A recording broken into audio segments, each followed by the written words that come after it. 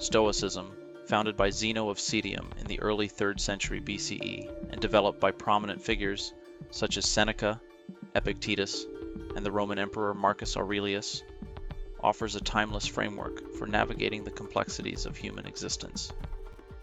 In an age of superficial connections, fleeting pleasures, and perpetual distractions, the Stoic approach offers a sanctuary of mental resilience, clarity, and inner peace. At the heart of Stoicism lies a central truth. We cannot control the external events that happen in our lives, but we have complete dominion over how we respond to them. This realization is liberating, as it frees us from the burden of trying to control the uncontrollable and allows us to focus on the only true source of power, the mind and our internal state. Stoicism teaches that while we cannot avoid hardship, suffering, or the inevitable twists and turns of life, we can cultivate a mindset that allows us to face these challenges with composure, wisdom, and strength. One of the most profound teachings of Stoicism is the understanding that suffering is not the problem itself, but rather how we interpret and react to it. According to the Stoics, life is filled with obstacles, misfortune, and adversity, but it is our perceptions and judgments that transform these events into sources of distress. Marcus Aurelius, in his Meditations, reflects on how external events are neither good nor bad in themselves. They only acquire meaning when we give them our judgment. This insight invites us to reconsider our habitual responses to life's difficulties, empowering us to meet them with equanimity and calmness, rather than frustration, anger, or fear. The Stoic mantra, "It is not what happens to you, but how you react to it that matters," encapsulates this idea.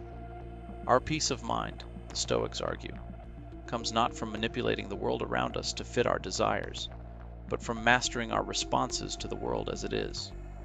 This is the core of Stoic practice, the cultivation of a deep inner sense of tranquility that is unshaken by external circumstances. The Stoics did not see adversity as an enemy to be fought, but as an opportunity for growth, transformation, and the development of virtue. Virtue, for the Stoics, is the highest good. Unlike the pursuit of pleasure or material wealth, which are transient and often lead to dissatisfaction, virtue is seen as something that can be cultivated and perfected through deliberate action. The Stoics identified 4 cardinal virtues that are essential to a flourishing life: wisdom, courage, justice, and temperance. Wisdom is the ability to discern what is within our control and what is not, and to make choices that align with nature and reason. Courage is the strength to face fear and endure hardship with resilience. Justice involves acting with fairness, integrity, and compassion towards others. Temperance is the practice of self-control, of regulating our desires and impulses, so that we are not slaves to our passions. Together, these virtues form the foundation of a life lived with purpose and meaning. The Stoics believed that by aligning ourselves with these virtues, we not only live a life of integrity and authenticity, but also achieve true happiness, not the fleeting, external kind that comes from wealth, fame, or pleasure, but the deeper, more enduring kind that comes from living in accordance with reason and virtue. At its core, Stoicism teaches us to embrace the challenges and difficulties that life inevitably presents. Instead of trying to avoid pain or hardship, Stoics view these experiences as opportunities for growth and development. In fact, one of the key principles of Stoic thought is the idea that hardship is a natural and necessary part of life, and it is through adversity that we cultivate strength and resilience. The Stoic philosopher Epictetus famously stated, "It's not what happens to you, but how you react to it that matters." This perspective encourages us to reframe adversity as an opportunity for self-improvement, a chance to refine our character and practice our virtues. Whether facing the loss of a loved one, a personal failure, or a moment of crisis, the Stoic approach is to meet these events with equanimity. recognizing that they are an inevitable part of the human experience, and that our true power lies in our ability to choose how we respond to them. These are the moments when our true character is tested.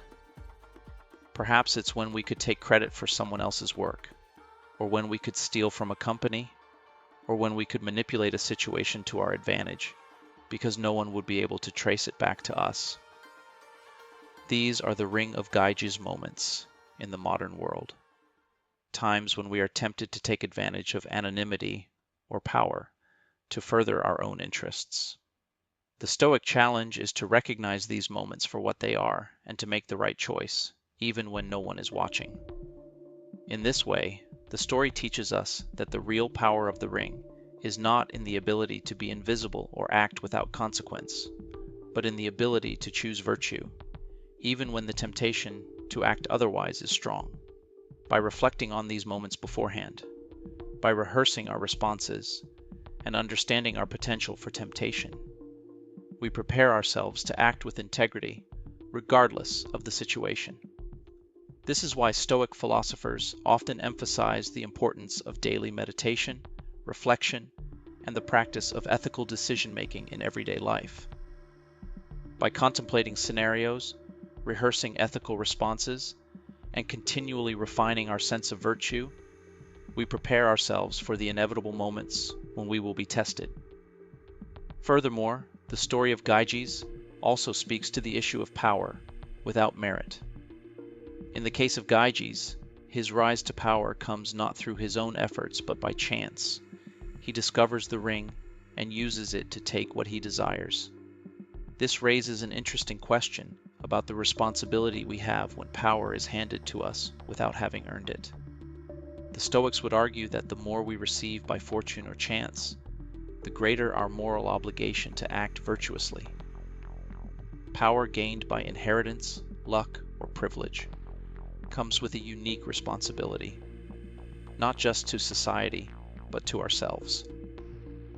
How we use such power will determine our character and the legacy we leave behind. Finally, it's essential to understand that the true lesson of the Ring of Gyges story is about accountability, not just to others, but to ourselves. The ring may make Gyges invisible to the world, but it does not make him invisible to his own conscience. In the same way, our actions, even when they are hidden from others, are always visible to ourselves. This is what Socrates and the Stoics understood, that our conscience is the ultimate judge of our actions, and it is to our own character that we are ultimately accountable. The true measure of a person is not how they appear in the eyes of others, but how they hold themselves to their own standards of virtue. In conclusion, the Ring of Gyges is not merely a story about the dangers of power, but a deeper reflection on the nature of choice, morality, and self-control. It forces us to confront the question of what we would do with absolute power and whether we can remain virtuous when we are free from the consequences of our actions. For the Stoic, the true test of power is not in what we can get away with, but in how we choose to use our power to benefit others and to align our actions with virtue. The real power, as the Stoics teach, is the ability to master ourselves, our desires, our impulses, and our choices, regardless of whether anyone is watching. In this way, we become truly free, not by acting without consequences, but by choosing to do what is right, even when no one else would ever know the difference.